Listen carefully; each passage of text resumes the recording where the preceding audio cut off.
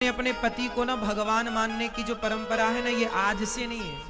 माता सीता भी राम को भगवान मानती थी, लक्ष्मी जी भी भगवान को चरण दबाकर सेवा करती हैं। ये परंपरा हम लोगों ने अपने सारी जिंदगी अपनी दादी को, अपनी माँ को, बहुत लोगों को देखा कि पति को भगवान की तरह रखती हैं, सेवा करती हैं। पहले करवा चौथ नहीं होता था। गांव गांव में जो करवा चौथ आज मनाया जाता है ना, पहले करवा चौथ नहीं होता था। लेकिन आज की स्त्रियां जो करवा चौथ करती हैं, आज की स्त्रियों से ज्यादा प्रेम पहले की स्त्रियों को अपने पतियों से था, बिना करवा चौथ के। ये नहीं कह रहे हैं हम कि आज नहीं है। लेकिन पहले ना कोई करवा चौथ नहीं था, कोई फॉर्मेलिटी नहीं थी, लेकिन तलाक भी कहीं नहीं था। पति पत्नी का रिश्ता बहुत मधुर होता है। इसलिए आपका पति हो या आपकी पत्नी हो, दोनों एक दूसरे के पूरक होते हैं। रिश्तों में ना दोनों की जरूरत, दोनों से ही तो रिश्ते हैं। साइकिल के दो पहिया यदि हैं तो साइकिल ठीक है, एक भी पहिया नहीं है तो साइकिल कैसे चलेगी, कितने दूर तक जाएगी। ऐसे गृहस्थी में पति पत्नी दोनों पहिए की तरह है, ना कोई कम है ना कोई ज्यादा है, दोनों बैलेंस। इसलिए पति और पत्नी दोनों को समझदार होना चाहिए, एक दूसरे के लिए जीवन होना चाहिए, एक दूसरे की खुशी का ख्याल होना चाहिए। आज रिश्तों में ना खटास क्यों है, झगड़े क्यों है? क्योंकि आज का इंसान स्वार्थी ज्यादा है। आज कुछ स्त्रियां, कुछ पुरुष स्वार्थ के कारण वो अपने रिश्तों को बिगाड़ लेते हैं। स्वार्थ के कारण कुछ पत्नियां पति को छोड़ देती हैं, कुछ पुरुष स्त्रियों को छोड़ देते हैं। रिश्तों को बनाओ साहब। आपके माथे की सुंदरता, आपके माथे का जो सिंदूर है, वो सिंदूर ही पति है। आप के माथे की बिंदिया, जब तक पति है ना, तो आपकी मांग में सिंदूर है। आपके माथे पर बिंदिया है, आपके हाथों पर चूड़ियां हैं, आपके शरीर पर लाल, पीली, हरी, गुलाबी साड़ी है, आपके पांव में पायल है, आपके हाथों में मेहंदी है, आपके गले में मंगलसूत्र है। जब तक पति है तब तक ही ये श्रृंगार है। पति ना हो तो ना तो माथे की शोभा होगी, ना तो गले में कोई मंगलसूत्र होगा, ना तो हाथों की मेहंदी का कोई अर्थ रहा। हाथों की मेहंदी भी तब तक शोभायमान होती है जब तक पति हो। इसलिए तो कहते हैं कि अपने पति को भगवान के रूप में देखो। मतलब आप जैसे पत्थर की मूर्ति को आप भगवान मानते हो, तो फिर पति को भगवान क्यों नहीं मान सकते? इसलिए अपने पति को पुरुष ना मानो। यदि भगवान मानोगी तो बात सेट हो जाएगी। फिर तुम हो प्राणपति, तुम हो एक अगोचर सबके प्राणपति। वो और आपके रामलाल जी दोनों हो गए एक, और जब एक हो गए तो फिर वही परमेश्वर है, वही पति है। तो पति को किस भाव से देखना चाहिए? परमेश्वर। तो भगवान ही पति के रूप में है, ऐसा मानना चाहिए। भगवान ही पति के रूप में है, और ऐसा कभी नहीं मानना चाहिए कि हमारा पति नहीं है।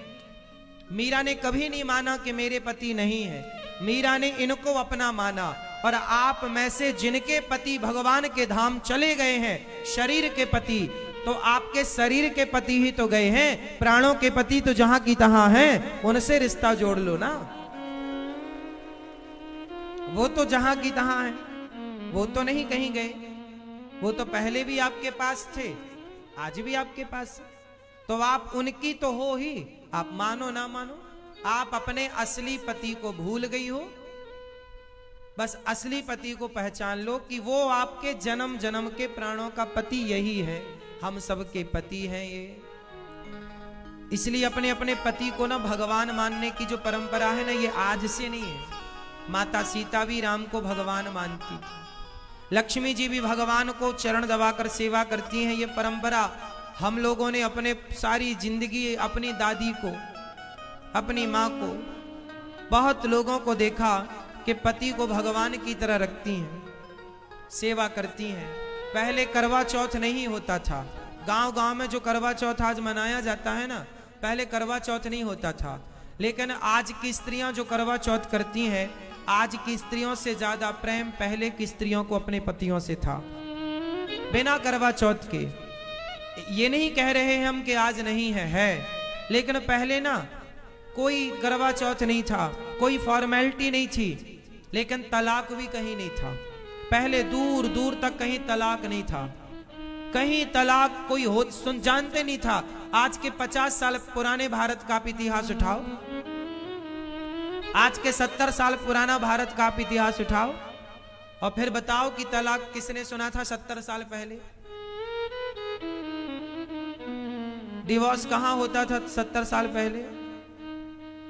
कोई तलाक नहीं। हम सनातनियों की बात कर रहे हैं, हिंदुओं की बात कर रहे हैं। हमारे अपने धर्म में कहीं कोई तलाक वलाक नहीं था। क्यों जी था? कोई ऐसी रिश्तों को खत्म करने की कोई कार्यवाही नहीं थी। पहले रिश्तों को खत्म करना नहीं सिखाया जाता था, रिश्तों को बनाए रखना सिखाया जाता था। कैसे बनाए रखना है ना मेरी मां? हम हिंदी भाषी लोग हैं। हमारे भारत की जितनी भाषाएं हैं, चाहे मलयालम हो, तमिल हो, तेलुगु हो, कन्नड़ हो, पंजाबी हो, गुजराती हो, हरियाणी हो, राजस्थानी हो, कोई भी भाषा लो, हिंदी लो, हमारी भाषा में कहीं रिश्तों को खत्म करने की बात नहीं है। इंग्लिश में डिवोर्स है, इंग्लिश में एक शब्द है डिवोर्स, उर्दू में है तलाक। तलाक दे करके आप रिश्ते छोड़ सकते हैं उर्दू में, इंग्लिश में डिवोर्स कह के आप रिश्ता छोड़ सकते हैं इंग्लिश में। पर बताओ हिंदी में क्या है जिसको कहकर रिश्ता खत्म किया जा सकता है? बोल के बताओ। उर्दू में तलाक है, इंग्लिश में डिवोर्स है, हिंदी में बताओ क्या है? गुजराती में क्या है? पंजाबी में क्या है? बोलो, है कुछ? क्यों नहीं? हमारी भाषा में ये शब्द नहीं है। क्यों? क्योंकि हमारे देश में इन शब्दों की जरूरत ही नहीं पड़ी कभी, और जरूरत थी ही नहीं, इसलिए प्रयोग नहीं हुआ। हमारे यहां जोड़ना सिखाया जाता है, तोड़ने का नहीं है। क्यों जी? शब्दों को तोड़ने की विच्छेद हो सकती है, शब्दावली हो सकती है शब्दों को तोड़ने में व्याकरण के हिसाब से, पर रिश्तों को तोड़ने का कोई नहीं है। क्यों जी? है। इसलिए तुम ही मेरे मंदिर, तुम ही मेरी पूजा, तुम ही देवता, तुम ही देवता। तो आप लोग कितने लोग गृहस्थी को बढ़िया चलाएंगे मेरी माँ? पति कुछ भी कहे, पत्नी कुछ भी कहे, पति भी चुप रहा करे और पत्नी भी चुप रहा करे। गुस्सा सब कोई करता है। आपका पति आपको गुस्सा करता है, महाराज जी हमारे पति बहुत डांटते, बहुत गुस्सा करते। हाँ, यदि प्यार आपसे करता है तो गुस्सा भी आपसे करेगा। ऐसा तो नहीं कि प्यार करे आपसे और गुस्सा करने जाए पड़ोसन को। पत्नी के साथ भी यही है कि जब प्यार आपसे करती है तो गुस्सा भी उसका अधिकार है, करना, करेगी, करना भी चाहिए। थोड़ी थोड़ी बातों में कई बार रिश्ते टूट जाते हैं, कमजोर पड़ जाते हैं, दरार आ जाती है। इसलिए रहीमन धागा प्रेम का, रहीम जी कह रहे हैं, रहीमन धागा प्रेम का, मत तोड़ो चटिकाए, टूटे से फिर ना जुड़े, जुड़े तो गांठ पड़ जाए। जीवन का कोई भी घड़ी जीवन की आखिरी घड़ी हो सकती है। इसलिए अपने लोगों के लिए थोड़ा समय निकालो, पत्नी से बढ़िया से बात करो, पति से बात करो, माँ से, पिता से, हर रिश्ते को समय दो। अपने भाई से भी रिश्ता क्यों बिगाड़ना? रिश्ते क्यों किसी से बिगाड़े हम? रिश्ते बिगाड़ना समझदारी नहीं, बनाए रखो, काम आएंगे। और जीवन में ना सबकी जरूरत पड़ती है, इसलिए आप सोचे हमें किसी की जरूरत नहीं है। यदि कोई ये कहता हमें किसी की जरूरत नहीं है तो ये कहना गलत है। जीवन में सबकी जरूरत पड़ती है। माचिस की तीली से लेकर गृहस्थी में क्या जरूरी नहीं है ये बताओ। एक माचिस की भी जरूरत पड़ती है, सुई की भी जरूरत पड़ती है, सब चाहिए। तो आप जैसे सब चीजें रखते हैं, आपके घर में माचिस भी होती है, सुई भी होती है, झाड़ू भी होती है, पोंछा भी होता है। आपके घर में सब कुछ होता है जो आपको लगता है जरूरत है। जैसे सब चीजों के होने से घर होता है, उसी प्रकार हर रिश्ते के होने से जीवन होता है।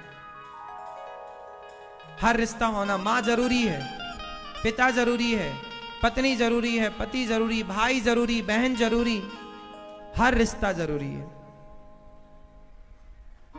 हर रिश्ते का एक अपना आनंद है, क्यों जी? इसलिए जिनका मन भगवान में नहीं लगता, इसका मतलब यह भी हो सकता है कि आपके रिश्ते अच्छे नहीं चल रहे हैं। जिनके रिश्ते खुशहाल होते हैं ना, जिनके घर में आनंद खुशियां ज्यादा होती हैं, हर परिवारी जन एक दूसरे से प्रसन्न है, जो खुश है उसका मन भगवान में ज्यादा लगेगा।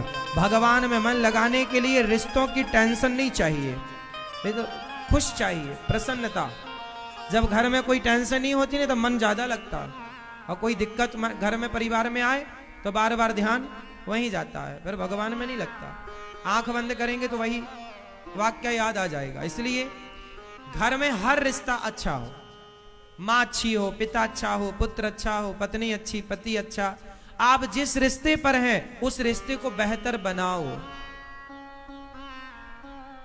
और घर में बड़ों की बहुत जिम्मेदारी है, माता पिता की जिम्मेदारी है कि आप अपने बच्चों की खुशी का ख्याल रखें। और यदि बाप चाह ले, पिता चाह ले, माँ चाह ले, तो किसी भी घर में झगड़ा नहीं हो सकता। थोड़ी आपकी समझदारी ज्यादा चाहिए, बच्चों की समझदारी, बहू की समझदारी ज्यादा चाहिए। हर रिश्ते समझदारी चाहते हैं, सहनशीलता चाहते हैं, सहनशील बन जाओ, खत्म।